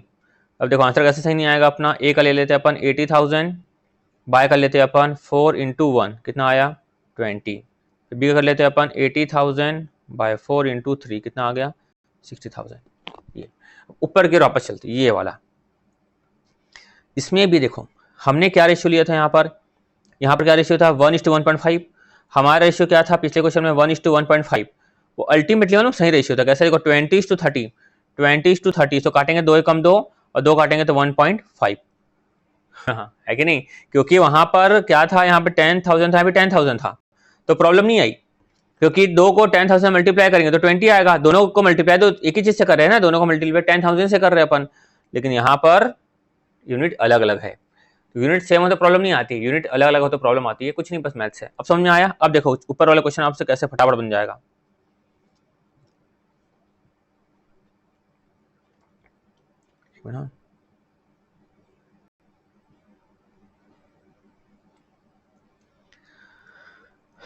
क्या लिखा देखो, राजा पेन में प्रत्येक सामग्री हीरो पेन के 40% के बराबर थी। तो हम एक एक करके देखेंगे। पहले कितना लिखा है 1,30,000 थी प्रत्येक सामग्री, और यहाँ पर उत्पादन दिया हुआ है 20 और 15,000। तो देखो अपन क्या लेंगे, 2 कॉलम बनाएंगे, जैसे बनाया था यहाँ पे ए और बी का, या बनाएंगे हीरो पेन का कॉलम और राजा पेन का कॉलम। देखो वैसे ही सॉल्यूशन किया होगा। देखो ये उसने बनाया हीरो पेन का कॉलम, बनाया राजा पेन का कॉलम, और यहाँ पे क्या लिखा है, मान लो हीरो पेन कितना है यहाँ पर 1, तो राजा पेन कितनी हो जाएगी 1 का 40% कितना हो गया 1.40, क्योंकि यहाँ पर क्या लिखा है देखो, राजा पेन में प्रत्यक्ष सामग्री हीरो पेन के 40% के बराबर थी। तो हीरो पेन कितना मान लेंगे 1, हीरो पेन कितना मान लेंगे 1, उसका 40% कितना आ गया 1.4। लेकिन यहां पर देखो यूनिट अलग अलग है, यूनिट अलग अलग है, तो क्या करेंगे मल्टीप्लाई करेंगे इंटू 1 इंटू 0.4। अब आया 20:60, मतलब रेशियो क्या आया यहाँ पर 20:6 आएगा ना, 20:6, ये होगा 6000 ना, ये है 6000। ठीक है, तो 20 सब जीरो काट देंगे, ये जीरो कटा, तीनों जीरो कटा, तो 20:6, 2 से काटेंगे तो 10 और ये 3, हाँ ये दोनों सही है। क्लियर है। तो अब हम लोग क्या करेंगे, समझ में आ गया होगा। 10:3 में हम लोग क्या करेंगे, मटेरियल को बांट देंगे। तो मटेरियल काम हमारा पूरा, मटेरियल काम पूरा, मटेरियल कितना था यहाँ पे 31, उसको बांट दिया 10:3 के रेशियो में। कौन सा रेशियो में, 10:3 के रेशियो में। तो अपने आप आ गया 1 लाख और 30,000, नो प्रॉब्लम। अब देखो क्या लिखा है यहाँ पे, पॉइंट नंबर 2, हीरो पेन में प्रत्यक्ष सामग्री लागत राजा पेन के दुगुनों के बराबर थी। जो राजा पेन में कितनी थी, मान लो 1 है ना, तो हीरो पेन में कितनी हो जाएगी 2। तो देखो राजा में कितनी हो गई 1, तो हीरो में कितनी हो गई यहाँ पर 2। अब सेम टू सेम, देखो यूनिट अलग थी तो सेम टू सेम करेंगे, खाली वहां पे कितने अंतर है, वहां पर क्या था मटेरियल, यहाँ पर क्या है लेबर, बाकी सब कुछ सेम है। तो ये मान लेंगे 1, तो ये हो गया 2, तो 20,000 इंटू 2, 15,000 इंटू 1। आपको हो सकता है समझ में ना आ रहा हो, खुद से पढ़ना आराम से, आपको समझ में आ जाएगा ना, कुछ टफ नहीं है। और आपका एग्जाम पास है तो मैं एक एक चीज समझाऊंगा तो फिर प्रॉब्लम ज्यादा हो जाएगी ना। तो इसका रेशियो कितना आ गया 40,000, इसका आ गया 15,000, हाँ सही ना मैथ्स, हाँ 14:50, 8:3, काटे कुछ नहीं काटे इसको, 5 8 40, 5 या 15। तो हम लोग क्या करेंगे, यहाँ पर जो हमारे लेबर है उसको हमने बांट दिया 5:3 के रेशियो में। समझ में आ रहा होगा ना आपको, है ना, नहीं समझ में आ रहा होगा एग्जाम्पल की तरफ जाना, वापस एग्जाम्पल को देखना, उसको नोट करना है ना, कोई कुछ कठिन नहीं है। 1,80,000 आ गया, 60,000 आ गया। अब आगे क्या लिखा था, देखो पॉइंट नंबर 1 से हटा दिए हम लोग, 1 हो गया हमारा, 2 हो गया, 3 में आते, प्रत्येक पेन में उत्पादन ऊपरी व्यय 5:3 के अनुपात में था। ऊपर में लिखा है देखो उत्पादन ऊपरी व्यय 75,000, ये खुद बोल रहा है कि 5:3 के रेशियो में बांट दो, ये खुद बोल रहा है ना 5:3 के रेशियो में बांट दो। ठीक है, बांट देंगे, कितने को बांटना है 5:3 के रेशियो में, 75,000 था ना, तो 75,000 बाय 8 इंटू 5 कितना आया 46,875 आया, हाँ सही आया, और ये आ गया होगा समझे बैलेंसिंग फिगर। अब उसके बाद एडमिनिस्ट्रेशन ओवरहेड के बारे में यहाँ पे नेक्स्ट चलते हैं, क्या बोल रहा था, प्रशासनिक ऊपरी व्यय प्रत्येक पेन के प्रत्यक्ष श्रम लागत का 100% था। तो जो प्रत्यक्ष श्रम था उसका 100%, तो प्रत्यक्ष श्रम तो निकाल चुके हम लोग, यहाँ पे कितना निकाल चुके हम लोग 80,000 और 30,000, उसका 100% कितना होगा, वही होगा 80,000 और 30,000, निकल गया हमारा कॉस्ट ऑफ प्रोडक्शन। कितना सिंपल सा था यार क्वेश्चन, हाँ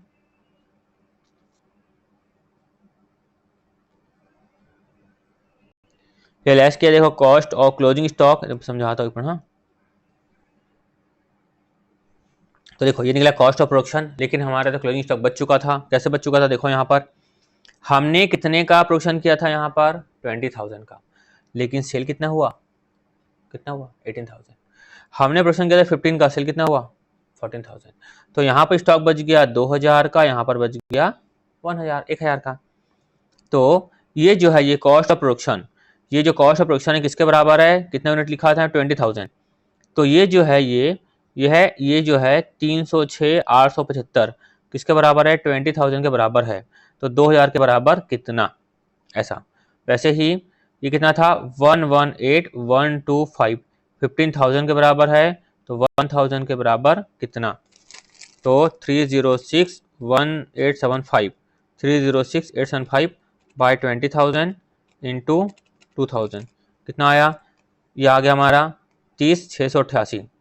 ये बंद कर लेंगे अपन 118,125 बाय 15,000 इंटू 1,000 कितना आया 7875। तो माइनस कर दो, क्या आया हमारा COGS, ये क्या है हमारा COGS, है ना। तो यहाँ हम लोग तो नॉर्मली क्या निकालते हैं दोस्तों, निकालते हैं हम लोग नॉर्मली क्या निकालते हैं, हमारा कॉस्ट ऑफ प्रोडक्शन। जैसे कॉस्ट ऑफ प्रोडक्शन आता है हम लोग क्या करते हैं, सेलिंग एंड डिस्ट्रीब्यूशन ओवरहेड को जोड़ देते हैं, है ना। तो इसे कॉस्ट शीट है, आपको मैं उसकी लिंक दे दूंगा, एक बार जाके आप देख लेना अच्छे से, है ना। अभी कॉस्ट शीट समझाया था मैं, यहाँ पे क्लोजिंग स्टॉक वाला एलिमेंट भी आ गया, ठीक है। तो प्रोडक्शन कॉस्ट कितनी आई, इतनी आई, लेस करेंगे हम लोग cost of good sold, less करेंगे क्लोजिंग स्टॉक, तो क्या है हमारा cost of good sold.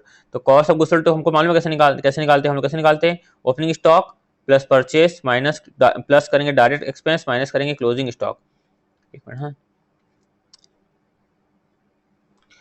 COGS हम लोग कैसे निकालते हैं? Opening stock plus purchase plus direct expense minus closing stock, ऐसे निकालते हैं। तो हमारे सामने सिर्फ क्या दिया है? क्लोजिंग स्टॉक, तो क्या कर देंगे? माइनस, तो क्या आ गया हमारे सामने? COGS। फिर क्या कर देंगे? हम सेलिंग एंड डिस्ट्रीब्यूशन ओवरहेड को जोड़ देंगे। 1 रुपये लिखा हुआ है हर एक यूनिट के पीछे, तो 18,000 बेचा तो 18,000 इंटू 1, 14,000 बेचा 14,000 इंटू 1, ये गया हमारे कॉस्ट ऑफ सेल्स, ये आ गई हमारी प्रॉफिट। दोस्तों बहुत सिंपल है क्वेश्चन, है ना, कुछ खास मतलब छोटा सा क्वेश्चन है और हल्का सा ट्रिकी है और आप बना लोगे, नो प्रॉब्लम। यहाँ पे देखो क्या लिखा है? दर प्रति पेन, कितने बेच रहा है? 22 में बेच रहा है, कितने बेच रहा है? 14 में बेच रहा है ना। देखो ये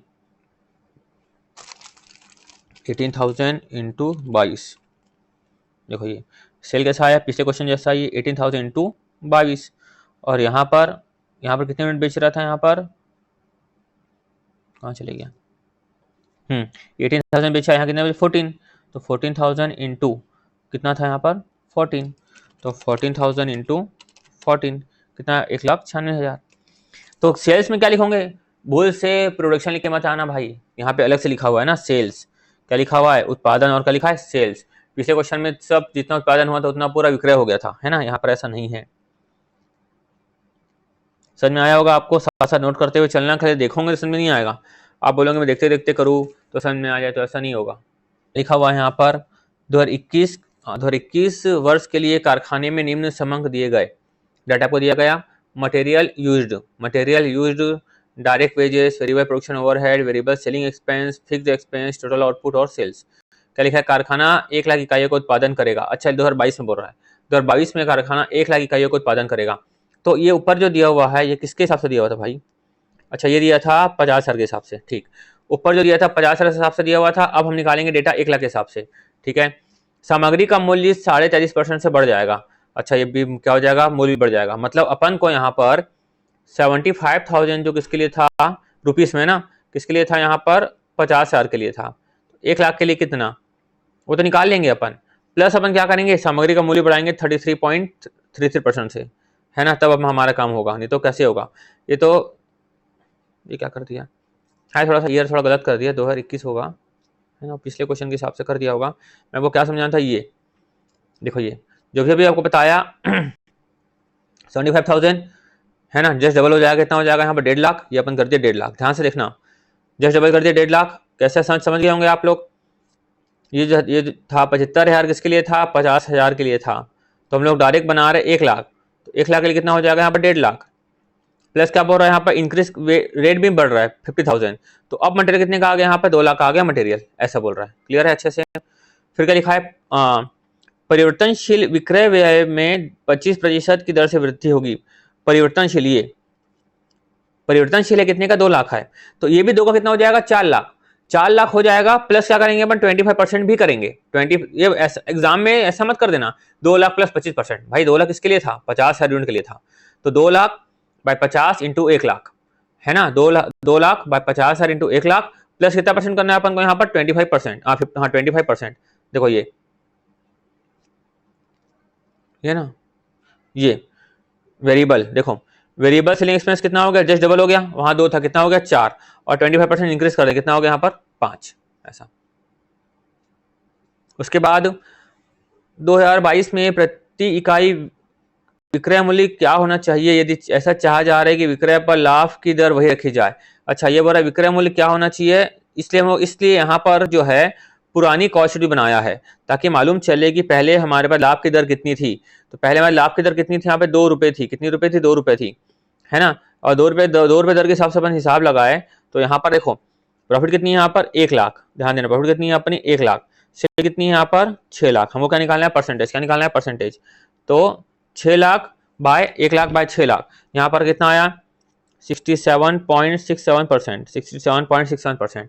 तो जो हम यहाँ पर भी जो नया चाहिए हम लोग को, कितना रेट चाहिए हमको? 16 जो परसेंटेज है 16.67% हमको यहाँ पर भी चाहिए। ठीक है, समझ में आया? तो यहाँ पर अपन क्या करेंगे? ये भी कॉस्ट निकालना कोई कठिन बात नहीं है, ये भी आपको निकल जाएगा, ये भी निकल जाएगा। ये तो कैसे निकल जाएगा? यहाँ पर वेरिएबल दिया, फिक्स्ड है, ये कौन सी कॉस्ट है? सेमी वेरिएबल कॉस्ट है। अपन क्वेश्चन कर चुका है ऐसा क्वेश्चन। तो वो क्या चाहिए? यहाँ पे टोटल कॉस्ट आया, क्या है? टोटल कॉस्ट आया। अब ये बोल रहा है हमको क्या बोल रहा है? लाभ की दर जो पहले थी वही की वही चाहिए। तो ठीक है ना, निकाल लेते हैं लाभ की तरह वही की वही। तो देखो सेल कुछ नहीं तो दिया, तो क्या मान लेंगे अपन 100। यहाँ कितना आया 16.67, तो 100 माइनस 16.67, 100 माइनस 16.67 कितना यहाँ पर 83.33। सिंपल। तो जो 10,75,000 है वो है 18.33 के बराबर। 10,75,000 है 83.33 के बराबर है ना। तो हमको क्या निकालना है, इनटू किसके बराबर निकालना है हमको 16.66 लिख लेता हूँ पूरा आखिरी तक। कितना है यहाँ पर 21,500 यानी कि 2,15,000, ये आ गया 2,15,000। तो बस यही तरीका अपनाना, अभी समझाया ना आपको, दर वही रखनी है तो वही दर रख लो भाई। सेल मान लो 100, ये मान लो प्रॉफिट, ये आ जाएगी कॉस्ट। समझ में आ रहा है कि नहीं। जैसे मैं बोलता हूँ कॉस्ट ये है मेरी प्रॉफिट, यह है मेरी सेल। मैं बोलता हूँ कि मेरे को वापस 20% कमाना है, किसका किसका सेल का। सेल क्या मान लेंगे 100, ये मान लेंगे 20, कितना आ जाएगा 80। तो जो भी कॉस्ट है मान लो मेरी कॉस्ट है, मान लो मेरी कॉस्ट है 160। अब 160 कॉस्ट है, मैं चाहता हूँ कि सेलिंग प्राइस क्या हो कि मैं वापस 20% कमाऊँ। तो क्या निकालूंगा मैं, जो 160 है, 160 है किसके बराबर है 80 के बराबर, किसके बराबर 80 के बराबर।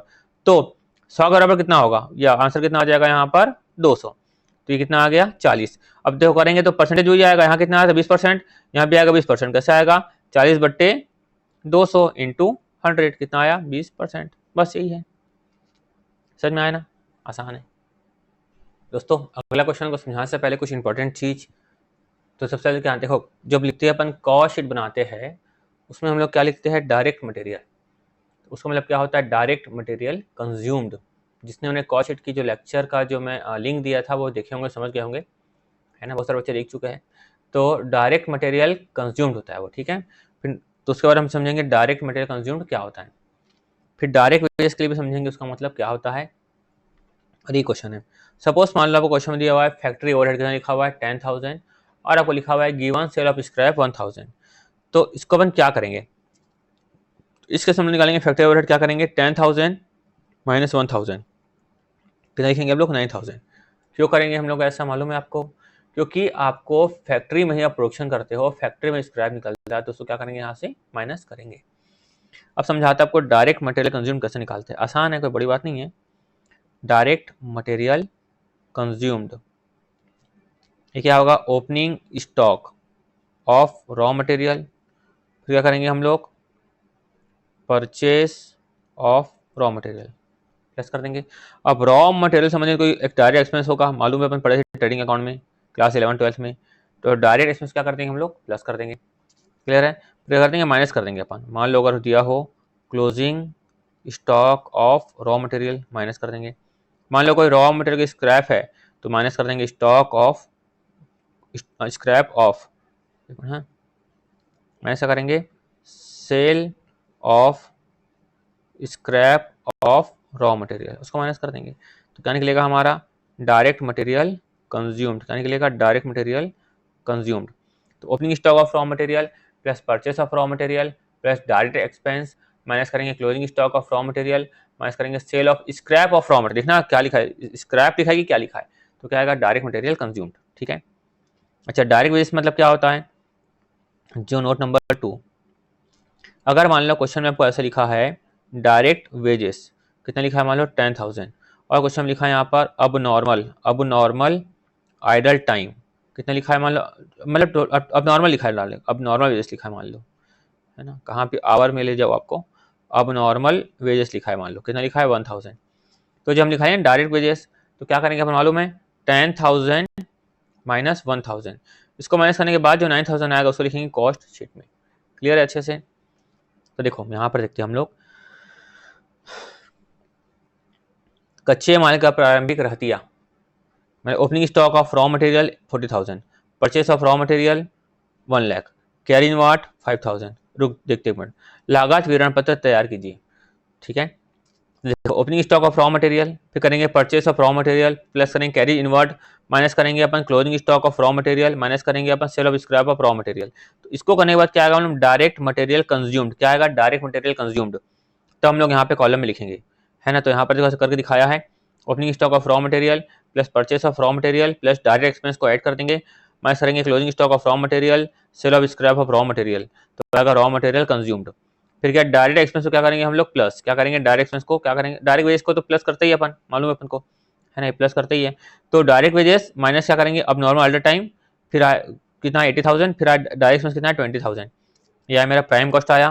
फिर क्या लिखा है फैक्ट्री ओवरहेड, क्या लिखा है 20% of wages, 20% of wages, wages कितना है यहाँ पर 85,000, 85,000 करेंगे 20%, ये सॉरी 80,000, 80,000 का 20% कितना आ गया 16,000, क्वेश्चन में दिया हुआ है। अब लिखा है सेल ऑफ स्क्रैप, तो कहाँ से माइनस करेंगे फैक्ट्री ओवरहेड में से, फैक्ट्री में ही तो हम प्रोडक्शन बनाते हैं, वहीं से स्क्रैप होता है तो वहीं पे माइनस करेंगे। देखिए रॉ मटेरियल लिखा हुआ होगा तो डायरेक्ट मटेरियल कंज्यूम्ड में, फिर आया मैं कॉस्ट ऑफ प्रोडक्शन, बस यही था, कुछ खास नहीं था।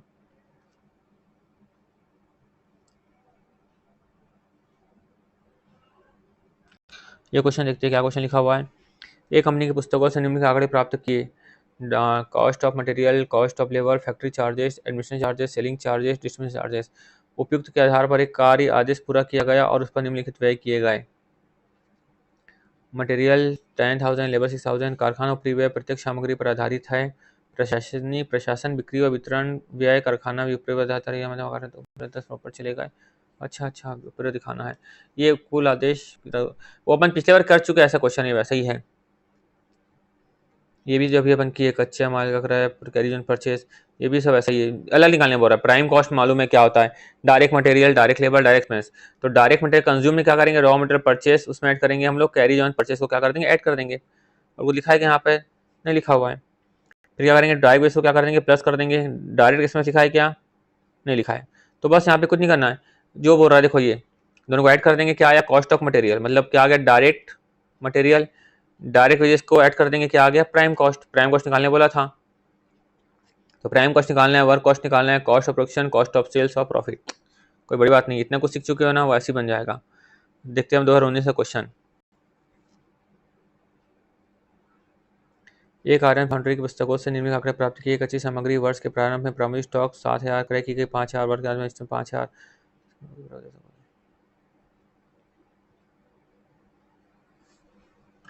ये बन जाएगा, खत्म हो गया क्या। सब क्वेश्चन आसान है, अब इतने भारी भारी क्वेश्चन किए ना, तो आप खुद से बार रीडिंग करोगे, क्वेश्चन भी है सामने, आंसर भी है सामने, देखो जो लिखा हुआ है 10% ऑफ फिनिश गुड्स, हाँ ये सब देखना है, फटाफट बन जाएगा, है ना, कोई बड़ी बात नहीं, इतना कुछ सीख चुके हैं अपन। ठीक है चलो बाय, नेक्स्ट क्लास में देखता हूँ कि खोज के कौन सा वीडियो अपलोड करना है।